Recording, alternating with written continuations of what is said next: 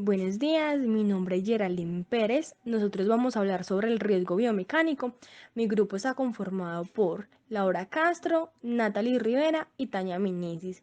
El riesgo biomecánico se define como el estudio de la interacción de los trabajadores con sus herramientas, máquinas y materiales en su puesto de trabajo a fin de mejorar el rendimiento del trabajador, minimizando riesgos.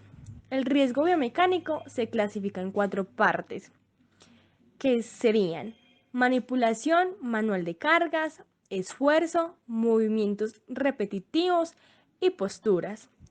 En la, en la manipulación del manual de cargas cuenta con los siguientes procesos, que serían movilizar o manipular objetos, levantándolos, bajándolos, empujándolos, trasladándolos o sosteniéndolos.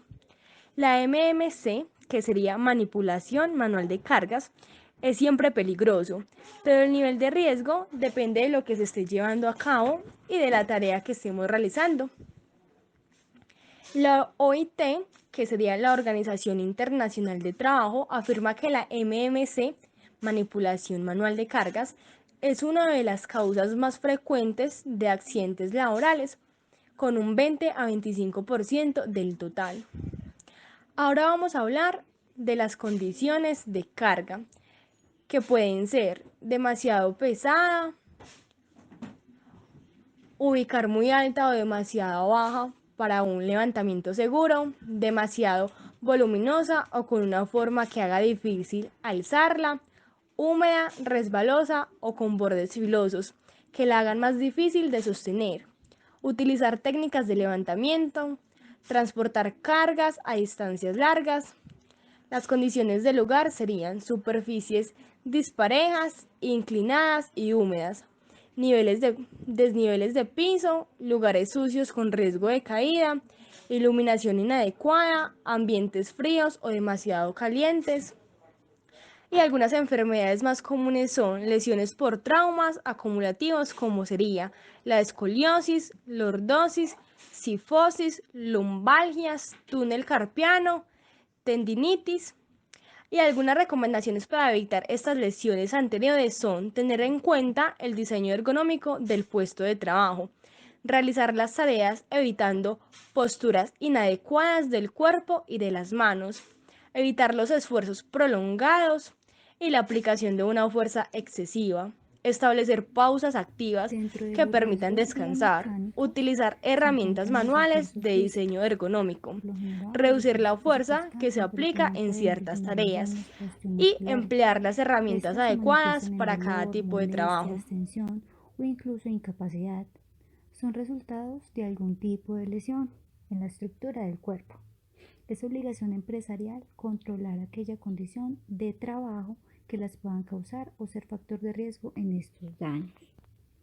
Realizar en el trabajo movimientos frecuentes y o rápidos, repetitivos, levantar, soportar cargas pesadas o llevarlas durante un tiempo prolongado, mantener posturas estáticas y o forzadas, etc., representan riesgos para la salud. El esfuerzo físico y postural debe ser identificado y controlado como parte del plan de prevención. Una organización del trabajo deficiente que ocasiona una excesiva presión de tiempo, a menudo está en el origen de estos factores. También se puede originar, por ejemplo, en el uso de equipos mal diseñados o deteriorados, o carencia de medios auxiliares de transporte, etc. Además, las lesiones osteomusculares se pueden producir por soportar vibraciones con el conjunto mano-brazo o bien en todo el cuerpo. La utilización de taladros de mano y el trabajo sobre tractores pueden ser ejemplos de puestos con estos riesgos. Los daños que sufren los trabajadores varían en función de características individuales.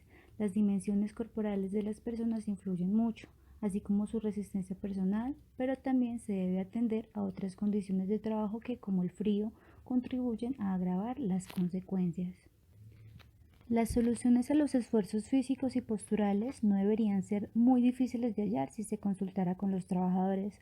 A menudo las soluciones son simples y los trabajadores las conocen. Introducir sillas ergonómicas en oficinas o reducir los ritmos de trabajo, y o mecanizar algún proceso manual repetitivo son soluciones fáciles de introducir. Sin embargo, si esto no es suficiente para eliminar el problema o bien no está clara la solución, se deberán evaluar los riesgos, realizando un estudio ergonómico para tomar en cuenta las características del entorno de trabajo que puedan estar afectando a la salud. El dolor osteomuscular, la pérdida de fuerza y limitación de movimientos deben llevarnos a sospechar una posible patología laboral. La sospecha de que los daños a la salud de un trabajador se deben a sus condiciones de trabajo debe llevar a una nueva evaluación de los riesgos de las tareas que realiza la persona para eliminarlos o controlar las condiciones de trabajo. Esta es una obligación empresarial ineludible. Habla con tu delegado y acude al sindicato. Has de saber que si la empresa no actúa, existe el recurso a la inspección de trabajo. Ya en conclusión, la fuerza se refiere a la tensión producida en los músculos por el esfuerzo requerido para el desempeño de una tarea. Dentro de estos conceptos se involucra la manipulación de herramientas, levantamiento, sostenimiento y transporte de pesos. Generalmente, mayor fuerza, mayor grado de riesgo.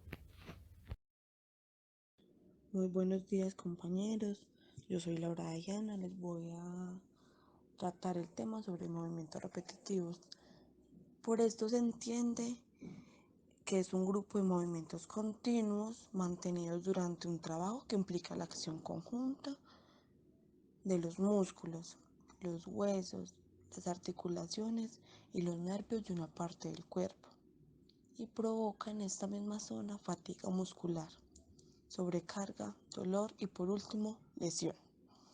Los factores de riesgo son el mantenimiento de posturas forzadas de muñecas, hombros, y la aplicación de una fuerza manual excesiva y realizar ciclos de trabajo muy repetitivos que dan lugar a movimientos rápidos de pequeños grupos musculares. Los riesgos derivados de los movimientos repetitivos: el primero es lesión de tendones, que es inflamación de tendón que ocurre cerca de las articulaciones como el hombro, el codo, la rodilla y el tobillo. La segunda es lesión de bolsas serosas o bursitis.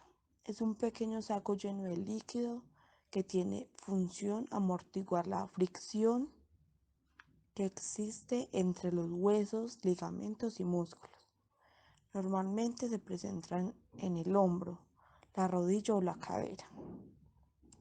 Lesión de los nervios se divide o se clasifica en tres partes, que es neuropraxia. Es el bloque fisiológico del nervio con axón con una interrupción anatómica, que es axón. Es una celda nerviosa que conduce los impulsos.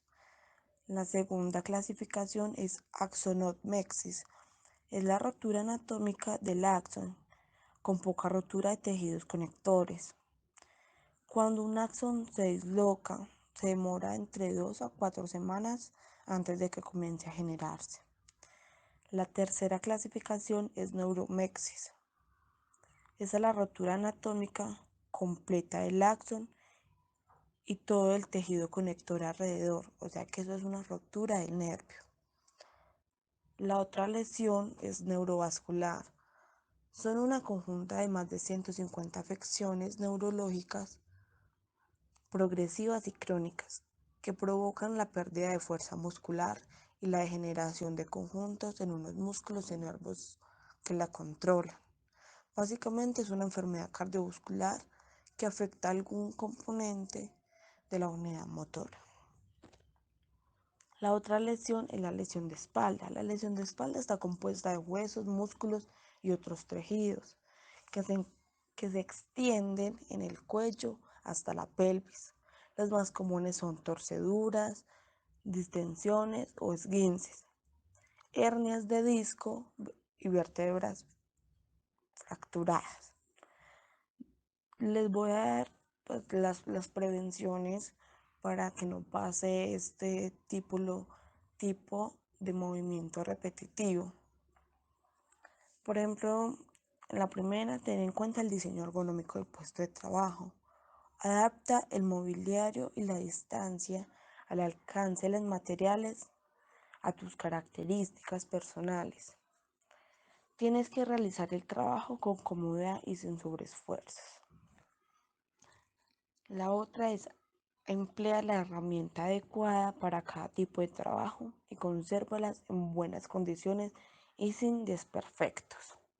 La otra, realiza las tareas evitando las posturas incómodas del cuerpo y de las manos. Procura mantener en lo posible la mano alineada del antebrazo, la espalda recta y los hombros en posición de reposo. La otra, infórmate sobre los riesgos específicos de tu puesto de trabajo y las medidas a aplicar para reducirlos. La otra es evita los esfuerzos prolongados y la aplicación de una fuerza manual excesiva, sobre todo en movimiento de presa, flexo, extensión y rotación de las manos. Siguiente, realiza pausas periódicas que permitan recuperar las tensiones y relajar la musculatura. La otra es organizar tu trabajo de forma que puedas alternar las tareas. La otra es el reconocimiento médico periódicos que facilitan la detención de posibles lesiones musculoesqueléticas. Por ejemplo, en una fábrica de arepas, el que está empacando tiene que hacer varios movimientos repetitivos mediante coger las arepas, las tiene que coger y las mete en una bolsa que se le empaque, y para cerrarla tiene que hacer varios movimientos con las muñecas. Esto pues y eso es diario, o sea, es una muy prolongada exposición a riesgo. Entonces, pues túnel carpiano, y pues para evitarlo podemos hacer pausas activas o rotación de trabajos en toda la zona de producción. Muchas gracias, ya sigue mi compañera exponiéndoles. Muy buenos días, mi nombre es Natalie Rivera. Yo les voy a tratar el tema de posturas de trabajo. Las posturas de trabajo son posiciones de trabajo que suponen que una o varias partes anatómicas dejen de estar en una posición natural para pasar a una posición forzada. La postura del cuerpo suele estar relacionada al espacio tanto físico como social que le rodea. La clasificación de las posturas es la siguiente: la postura prolongada, la postura mantenida, la postura forzada y la postura antigravitacional. Les voy a pasar a explicar un poco de cada una de ellas. La postura prolongada es el mantenimiento de una misma postura principal a lo largo de 75% de la jornada laboral, es decir, un promedio de 6 horas, aunque se realicen cambios de posición cortos impidiendo que sean mantenidos. La postura mantenida se refiere al mantenimiento de una misma postura sedente o bípeda durante un periodo de 2 o más horas, algo como las posturas de cuclillas o de rodillas. También tenemos la postura forzada. Es una postura de trabajo mantenida que supone que una o varias partes del cuerpo dejan de estar en una posición natural o de confort para pasar a una posición forzada, que puede generar lesiones o trastornos por sobrecarga musculoesquelética. Y la postura antigravitacional, que es el posicionamiento del tronco o de las extremidades en contra de la gravedad. ¿Cuáles son las consecuencias? Ellos causan trastornos musculoesqueléticos y fatiga, y se localizan principalmente en el cuello, hombros, espalda dorsal y zona lumbar, y también contrae algunos problemas de circulación sanguíneos como cardiovasculares. Algunas de las recomendaciones para prevenir enfermedades por posturas de trabajo son tener en cuenta el diseño ergonómico del puesto de trabajo, realizar las tareas evitando las posturas incómodas del cuerpo y las manos, evitar esfuerzos prolongados y la fuerza excesiva, establecer pausas activas que permitan descansar y reducir la fuerza que se emplea en ciertas tareas. Algunas enfermedades causadas por las posturas de trabajo son el túnel carpiano, tendinitis y lumbalgias.